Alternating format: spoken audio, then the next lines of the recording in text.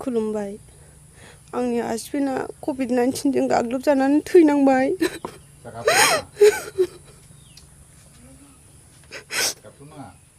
आसाम सरकार BTR सरकारनाव COVID-19 नि 2 लाख रां मोनो होननायखौ एसे आसाम सरकार बिटिआर सरकारा अननानै अनसुंथाइ होयोबा मोजां जागौमोन। जों बिमा फिसा सानैल'सै गथ'सा। सालबारिनि जोंनि गामिनि मानसिफोर आरो रिपर्टार जोंहा दिनै जरसिं ब्रह्मआ 2 सालबारिनिमोन। मा खालामनो खाफाल गाज्रि हिसाबै COVID-19 जों जिउ गोमानानै थांबाय। दा बे जिउ गोमानायाव जोङो जाम्बा जाम्बि हिसाबै डाक्टार परिखाखौ मोजाङै ट्रिटमेन्ट लानो हायाखिसै। दा गथ' सासे थालांबाय गरिब अबस्था।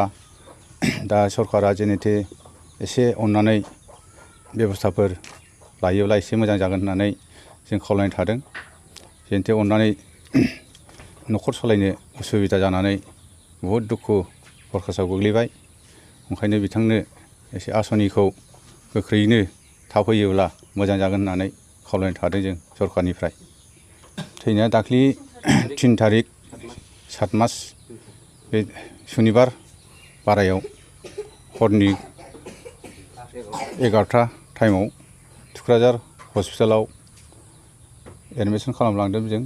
एडमिसन खालामखांनानै टेस्ट खालामनानै नुबाय मा COVID-19 बेमार जानाय होननानै जों फरमानखौ डक्टरनिफ्राय सार्टिफिकेट मोननानै मिथिनानै मोनबाय आरो।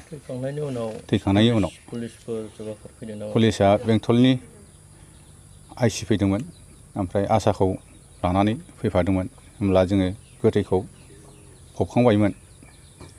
पुलिसफ्रा मानि जोङो नायनो COVID-19 दंबावो नामा सोरनावबा हाबनानै जानानै दङ नामा बेखौ नायनो होननानै चेकआपआव फैदोंमोन। नाथाय मा खालामनो जोङो गारखांनायनि उनाव जग्य होबाय थानायाव बिथांमोनहा पुलिसआ नेनो हायाखिसै।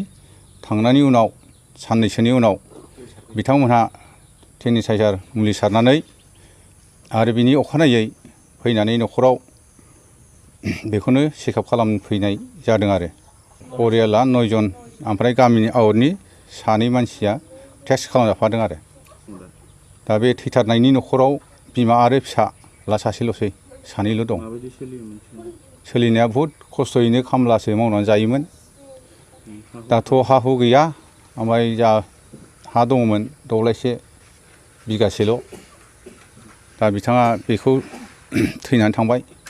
दा बिसिया माबोरै मावनानै जागोन आरो फिसाखौ माबोरै फोथांगोन जोंथ' बेखौ अरायदिन नायबाय थानो हालिया। ओंखायनो सरकारनिफ्राय एसे आसन मोनोब्ला साबसिन जागोन होननानै जों रायजो राजानिफ्राय एसे खावलायनाय थायो आरो।